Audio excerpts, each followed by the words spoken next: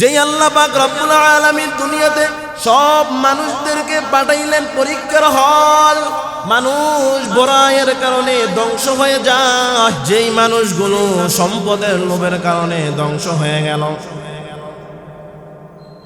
নমরুদ আল্লাহকে গালি দিল সম্পদের লোভের কারণে। ফেরাউন আল্লাহকে গালি দিল সম্মানের চেয়ারের লোভের কারণে। কারুন আল্লাহকে গালি দিল সম্পদের লোভের কারণে। কারুন মুসা নবীর সাথে গাদ্দারি করেছে সম্পদের লোভের কারণে। বেশ্যা তাসলিমা আল্লাহরে গালি দিয়েছে যৌবনের লোভের কারণে।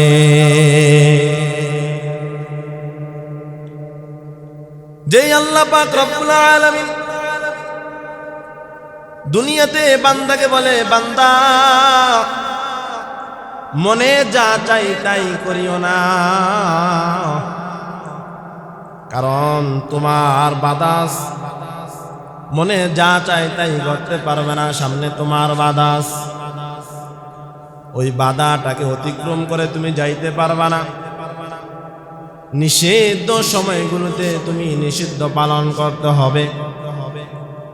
যে রব্বে কাবার দরবারে সব মুমিনেরা যদি আল্লাহ তাআলার বিধান মেনে চলে, পয়গম্বর আলাইহিস সালাতু ওয়াস সালামের তরিকা মোতাবেক সুন্দরভাবে চলতে পারে, আল্লাহ পাক রব্বুল আলামিন বলে, বান্দা শুনে নাও, আমি মাওলা তোমাদেরকে সুন্দরভাবে যদি চলতে পারো বিনা হিসাবে জান্নাত দিয়ে দিব। কারণ দুনিয়ার মধ্যে তাকিয়ে দেখেন, মানুষ মুহাব্বতে চলাফেরা করে। মুসলমানের সাথে কোনো দ্বন্দ্ব নাই। আমাকে গালি দেন, আমার বাবাকে গালি দেন, যাকেই গালি দেন না কেন মানুষ কাউকে কিছু বলবে না। একটা মানুষ নামাজ পড়ে ঠিক মতন নামাজ পড়েও না, সময়ের কারণে ঠিক মতন আশা আছে নামাজ পড়বে, কিন্তু এখন তাকাইয়া দেখেন মানুষ কত সচেতন হয়েছে। ঠিক মতন নামাজ পড়লে পড়ে, না পড়লে নাই। আল্লাহ তাআলার হুকুমগুলো সুন্দরভাবে পালন করার চেষ্টা করে। আর যদি ওই মানুষটার সামনে ইসলাম নিয়া, নবীজিকে নিয়া, কোনো কোরআনকে নিয়া যদি কটূক্তি করা হয়, কখনো ওই মুমিন ছাড় দেয় না। दुनिया में हो दुनिया का तलबगार नहीं हो, दुनिया में हो दुनिया का तलबगार नहीं हो, बाजार से गुजर हो खरीदार नहीं हो, बाजार से गुजर हो खरीदार नहीं हो।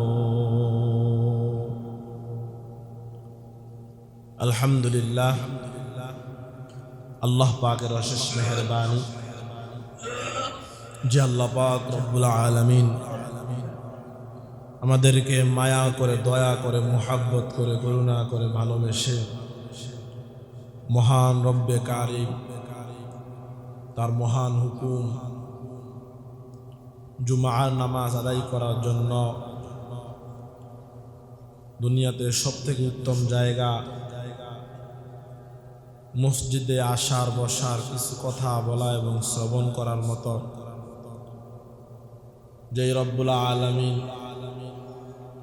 তার মহান হুকুম জুমার নামাজ আদায় করার জন্য আমাদেরকে নিয়ে আসছেন। এই জন্য অন্তরের অন্তঃস্থল থেকে মুহাব্বতের সাথে মন উজাড় করে শুকরিয়া আদায় করি, আলহামদুলিল্লাহ।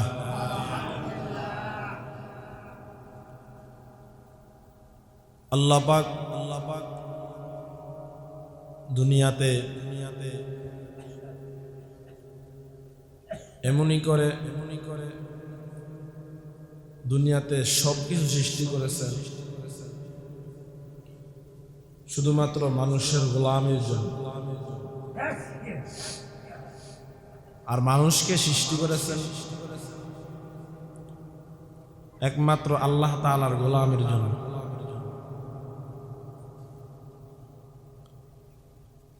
যেই পয়গম্বর আলাইহিস সালাতু ওয়াস সালামকে আল্লাহ পাক দুনিয়াতে পাঠাইলেন সমস্ত উম্মতি মুহাম্মাদের জন্য মডেল হিসাবে, রহমত করে পাঠাইছে।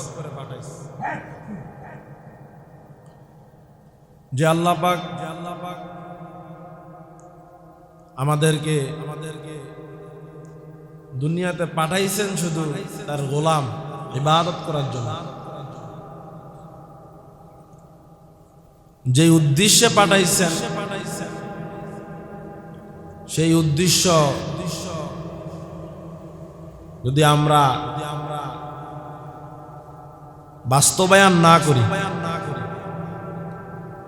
পাঠাইছেন ইবাদতের জন্য, ইবাদত করলাম না। আল্লাহ বললেন, রসুল বললেন এই কাজটা করো, আমরা তার বিপরীতে চললাম। বলল বেশি বেশি নেক আমল করো,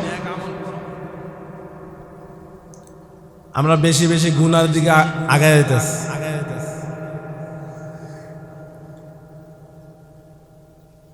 রসুল বলে বেশি বেশি সোয়াবের কাজ করো, আমরা সোয়াব না করে উল্টা নাফরমানির দিকে যাইতেছি।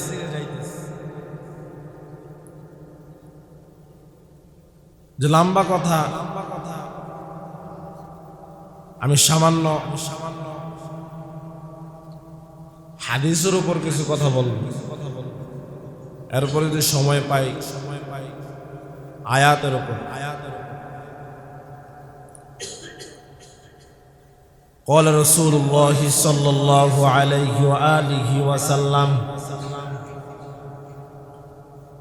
حب الدنيا رأس كل خطيئة। রাসূল সাল্লাল্লাহু আলাইহি ওয়াসাল্লাম বলেন, দুনিয়ার মোহাব্বত সমস্ত গুনাহের মূল। দুনিয়ার মোহাব্বত, দুনিয়ার একটা মোহাব্বত আছে না, যে দুনিয়াতে চলতে চলতে দুনিয়ার প্রতি একটা মোহাব্বত হয়ে গেছে। কেউ দুনিয়াকে ছাইরা যাইতে চায় না, কিন্তু যতই লাফাও না কেন আল্লাহ বলে তুমি থাকতে পারবা না। তোমার অতীতে যারা ছিল তারাও থাকতে পারে নাই, এখন তুমি আসো, তুমিও পারবা না। তোমার পরবর্তীতে ঔরস যার সন্তান যারা আসবে তারাও চেষ্টা করলে থাকতে পারবে না। কসাসুল আউয়ালিন মাওয়াইজুল আখিরিন, অতীতের ঘটনা ইতিহাসগুলো পরবর্তী প্রজন্মের জন্য শিক্ষণীয়। মহামারী করোনা বাংলাদেশে গেছেনি নাকি ভুলে গেছে? যেই করোনার মধ্যে শত শত টাকাওয়ালা, দামি দামি টাকাওয়ালা মানুষ যারা কল্পনাও করে নাই আমি দুনিয়া থেকে চলে যাব, কিন্তু হাজারো চেষ্টা করে থাকতে পারে নাই। যমুনা গ্রুপের মালিক, কোটি কোটি টাকার মালিক, ডাক্তারের টাকা দেয়া বলে কত কোটি টাকা চান, আমাকে সুস্থ করে দেন। আমি দুনিয়া ছেড়ে যাইতে চাই না, কিন্তু রাখতে পারলো না। আপনি নিজেকে নিজে এমন ভাবতেছি আমরা, আমার মতো কে আছে? যে রব্বুল আলামিন দুনিয়াতে একটি গজব দিয়ে দুনিয়া মানুষকে পরীক্ষার মধ্যে ফেলাইছে, যে দুনিয়াতে যা কিছু আযাব গজব আসবে সব মানুষের দুই হাতের কামাই, দুই হাতের কামাই। হালাল নাই, হারাম নাই, ডাইনেও কামায়, বামেও কামায়, টেবিলের নিচেও ঢুকায়, কত কাম দেয়। যা কিছু করো না কেন দুই হাতের কামাই, গজব আসবে দুই হাতের কামাইয়ের কারণে।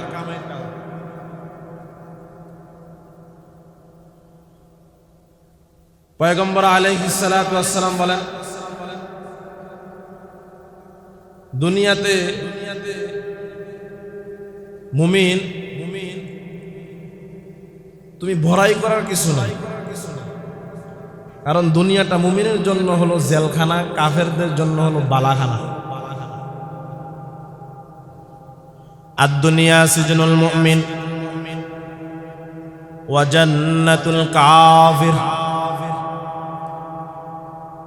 দুনিয়াতে কাফের বেদিনেরা শাহেনশাহ করে চলবে, আরাম আয়েশ করে চলবে, সুন্দরভাবে চলবে, কিন্তু মুমিন তোমার জন্য এভাবে চলা যাবে না।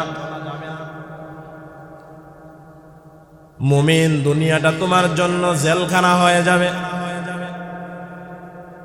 যেইটা মন চায় সেইটা করতে পারবে না, কারণ তুমি জেলখানার মধ্যে আছো, জেলখানার মধ্যে কোনো স্বাধীনতা নাই। বান্দা তোমার স্বাধীনতা হবে ওই জান্নাতের মধ্যে গিয়া, দুনিয়াতে তোমার কোনো স্বাধীনতা নাই, কারণ তুমি কালেমার রশি তো গলায় পরে নিছ, আর রশির মালিক তো সে আল্লাহ। যে আল্লাহর হাতে রশিকে আল্লাহ পাক রশি ধরে টান মারে, বান্দা গুনাহের দিকে যাইতেছ, কারণ না তুমি গুনাহের দিকে যাইবা, এটার হিসাব পরিপূর্ণ দিতে হবে, হিসাব দিয়ে তুমি পার পাবা না, কোনো রেহাই পাওয়ার কোনো সুযোগ নাই। যে আল্লাহ পাক রব্বুল আলামিন বলেন, বান্দা দুনিয়া এমন একটি জায়গা, সামান্য পরিমাণ দুনিয়ার কোনো দামই নাই। قال رسول الله صلى الله عليه وآله وسلم كن في الدنيا كأنك غريب أو عابر سبيل। দুনিয়াতে এমন ভাবে চলো, এমন ভাবে দুনিয়াতে চলবা যাতে তুমি একজন মুসাফির, তুমি একজন গন্তব্য আছে তোমার, ওই জায়গায় তুমি গন্তব্যে যাইবা, অনেক দূর পর্যন্ত তোমার গন্তব্য, জায়গায় জায়গায় তোমার রেস্ট নেওয়ার সুযোগ আছে, তুমি বিশ্রাম নিতে পারবা। বিশ্রাম নেওয়ার মানে সেই কথা না তুমি এখানেই গন্তব্য হয়ে গেছে, আর সামনে যেতে হবে না। মুসলমান মুমিনেরা, তোমার এই জায়গাটা হলো, দুনিয়া নামক জায়গাটা হলো একটা মুসাফির, বিশ্রামের জায়গা নয়, এখানে কিছু কামাই করার জায়গা। এই দুনিয়ার আরাম আয়েশে পয়লা যদি মনে করো আমার দৌড় এতটুকু পর্যন্ত, না, মুমিনের দৌড় দুনিয়া পর্যন্ত, মুমিনের দৌড় হলো আল্লাহ তাআলার জান্নাত পর্যন্ত।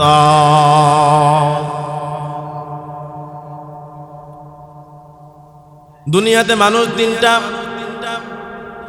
অহংকারের কারণে দুনিয়ার মোহাব্বতে পড়ে যায়, দুনিয়ার লোভ অন্তরের মধ্যে ঢুকে যায়। এক নাম্বার হলো সম্পদের লোভ, দুই নাম্বার হলো চেয়ারের লোভ, তিন নাম্বার হলো যৌবনের লোভের কারণে মানুষ দুনিয়াকে আপন বানায় নেয়। তাকায়া দেখেন নমরুদ, যেই নমরুদ ছোটখাটো একটা মানুষ ছিল, মিশরের হামানের সাথে লাইন লাগাইয়া, মিশরের হামান কবরস্থানের দারোয়ান, তার সাথে লাইন লাগাইয়া নমরুদ আস্তে আস্তে টাকার মালিক হয়ে গেল। এক পর্যায়ে গিয়ে বসলো, উজিরদেরকে বলে আমি তো এখন টাকার গরম হয়েছে, এখন আমার ভিতরে একটা ভাব চলে আসছে, আমি একটু ভাব দেখাইতে চাই। বলে কেরম ভাব দেখাবো? বলে আমি খোদা হয়ে যাই। এক পর্যায়ে খোদাই দাবি করে বলল, আমি খোদা, আমার কাছে আসো, আর কারো কাছে যেতে হবে না, আমি খোদা। যেই বড়াইয়ের কারণে ইব্রাহিম আলাইহিস সালাতু ওয়াস সালামের সাথে নমরুদ গাদ্দারি করেছে। কাফের চায় মুমিন যেন দুনিয়াতে না আসে। নমরুদ নামের বান্দাটা চাইল ইব্রাহিম নামের বান্দা যেন দুনিয়াতে না আসে, ছেলে সন্তান হলেই কতল করে দিবা, হত্যা করে দিবা। আমার আল্লাহ বলে, দুনিয়ার সব মানুষ মিলিয়া যদি সেই জিনিসটাকে বাস্তবায়ন করতে চায়, আর আমি আল্লাহ যদি না চাই, কখনো সেটা সম্ভব হবে না। আর আমি মাওলা যেটা চাবো, দুনিয়ার সব মানুষ মিলিয়াও সেটা ঠেকায় রাখতে পারবে না। আতিনা ফি দার দুনিয়া না হাসান, আতিনা ফি দার উকবা না হাসান, ইয়া গিয়াসাল মুস্তাগীথিন আহদিনা লাফতিখারা বিল উলুমে ওয়াল গিনা। হর গরিদে নেকে তু তৈয়ার হয়, जो ना मांगे उससे तू बेजार है। যেই আল্লাহ পাক রব্বুল আলামিন দুনিয়াতে সব মানুষদেরকে পাঠাইলেন পরীক্ষার হল, মানুষ বড়াইয়ের কারণে ধ্বংস হয়ে যায়। যেই মানুষগুলো সম্পদের লোভের কারণে ধ্বংস হয়ে গেল, নমরুদ আল্লাহকে গালি দিল সম্পদের লোভের কারণে, ফেরাউন আল্লাহকে গালি দিল সম্মানের চেয়ারের লোভের কারণে,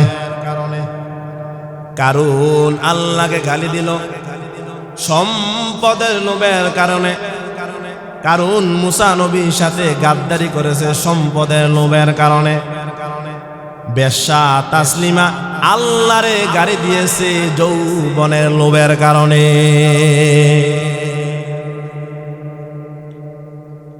যেই আল্লাহ পাক রব্বুল আলামিন দুনিয়াতে বান্দাকে বলে, বান্দা মনে যা চাই তাই করিও না, কারণ তোমার বাদাস, মনে যা চাই তাই করতে পারবে না, সামনে তোমার বাদাস। ওই বাধাটাকে অতিক্রম করে তুমি যাইতে পারবে না। নিষিদ্ধ সময়গুলোতে তুমি নিষিদ্ধ পালন করতে হবে। যে রব্বে কাবার দরবারে সব মুমিনেরা যদি আল্লাহ তাআলার বিধান মেনে চলে, পয়গম্বর আলাইহিস সালাতু ওয়াস সালামের তরিকা মোতাবেক সুন্দরভাবে চলতে পারে, আল্লাহ পাক রব্বুল আলামিন বলে, বান্দা শুনে নাও, আমি মাওলা তোমাদেরকে সুন্দরভাবে যদি চলতে পারো বিনা হিসাবে জান্নাত দিয়ে দিব। কারণ দুনিয়ার মধ্যে তাকিয়ে দেখেন,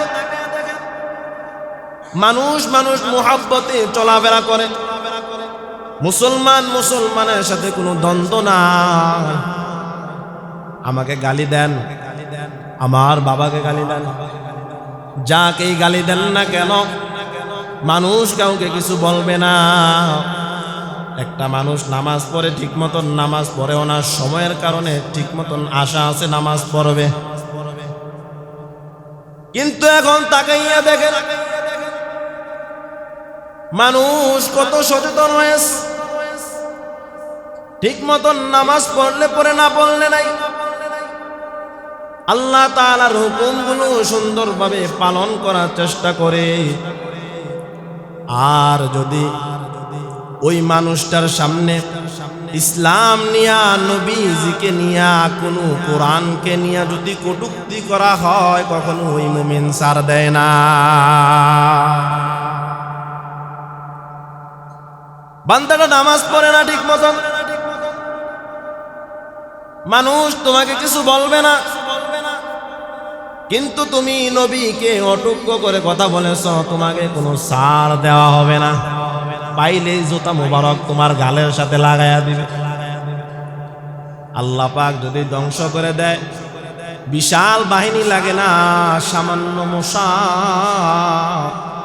আর অস্তিত্ব বিলীন করে দেয়। যেই নমরুদের নাকের ডগা দিয়া মশা ঢুকে বলে আমি আল্লাহ তাকে সাইজ করে দিব, বিশাল কোনো বাহিনী লাগবে না।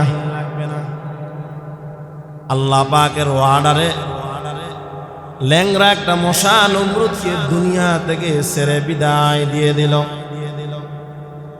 আর তুমি তো আমি তো কিছুই না। যে আল্লাহ পাক রব্বুল আলামিন আমাদেরকে পাঠাইলেন দুনিয়াতে কিসের জন্য? ইবাদতের জন্য।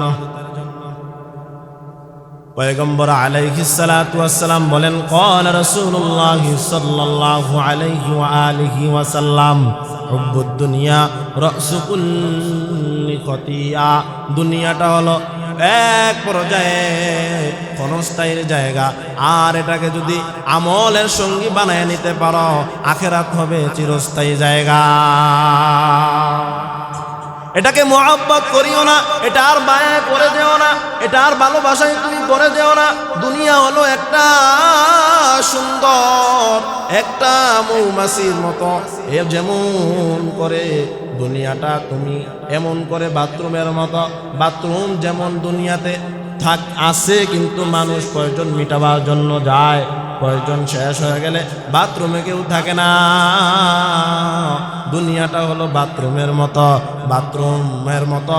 দুনিয়াতে তোমার প্রয়োজন যদি শেষ হয়ে যায়, আর দুনিয়াতে থাকার কোনো তোমার কায়দা নাই, আখিরাতের দিকে রওনা দিতে হবে। ক্বালা রাসূলুল্লাহ সাল্লাল্লাহু আলাইহি ওয়া আলিহি ওয়া সাল্লাম, কুন ফিদ দুনিয়া কাআন্নাকা গরীবুন আও আবিরু সাবিল। ক্বালা রাসূলুল্লাহ সাল্লাল্লাহু আলাইহি ওয়া আলিহি ওয়া সাল্লাম, মান আহাব্বা দুনিয়াহু আযাররা বিআখিরাতিহি ওয়া মান আহাব্বা আখিরাতাহু আযাররা বিদুনিয়াহু ফাআথিরু মা ইয়াবকা আলা মা ইয়াফনা। রাসূল সাল্লাল্লাহু আলাইহি ওয়া সাল্লাম বলেন, ক্ষণস্থায়ী দুনিয়ার মায়া ছেড়ে দাও, চিরস্থায়ী আখিরাতের মায়া অন্তরে ঢুকায় নাও। কারণ দুনিয়া তোমার চিরস্থায়ী না, চিরস্থায়ী হলো তোমার আখিরাত।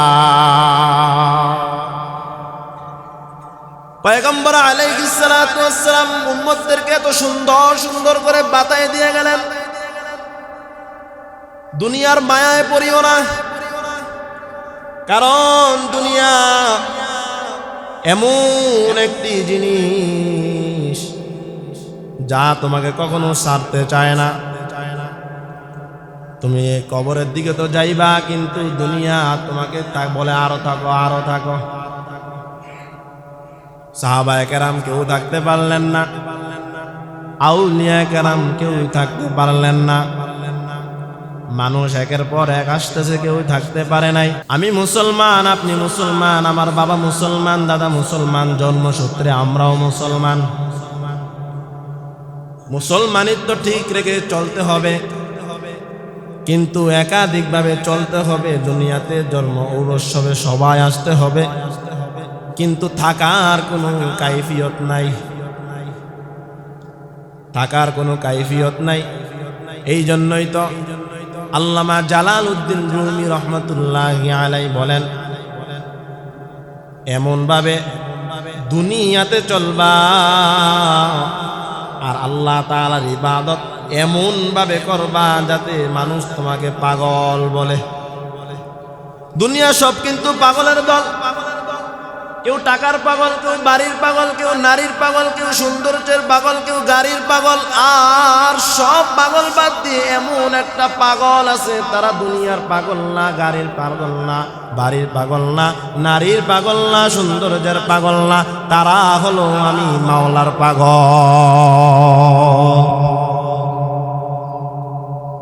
যে আল্লাহ পাক রব্বুল আলামিন দুনিয়াতে পাঠাইছেন শুধুমাত্র ইবাদতের জন্য, একটাই মাকসাদ।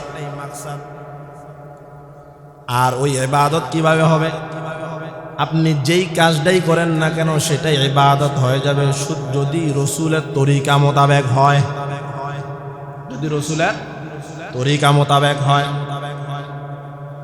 আল্লাহ তাআলার বিধান অনুযায়ী, রাসূল সাল্লাল্লাহু আলাইহি ওয়াসাল্লামের তরিকা মোতাবেক যদি হয়, সেটা ইবাদত হয়ে যাবে। পয়গম্বর আলাইহিস সালাতু ওয়াস সালামের তরিকা থাকতে হবে, সুন্নতের আমল থাকতে হবে, তাহলেই সেটা ইবাদত হয়ে যাবে, সেটা ইবাদত হয়ে যাবে। আল্লাহ পাক রব্বুল আলামিন বেশি বেশি বেশি বেশি বেশি বেশি ইবাদত করার তৌফিক দান করুক, সকলে বলুন আমিন। আল্লাহ পাক আমাদের অন্তর থেকে দুনিয়ার মোহাব্বত দূর করে আখিরাতের মোহাব্বত ঢুকায় দেখ, সকলে বলুন আমিন। 5 ওয়াক্ত নামাজ যেন সুন্দরভাবে বা জামাত আদায় করতে পারে, আল্লাহ পাক তৌফিক দান করুক, আমিন।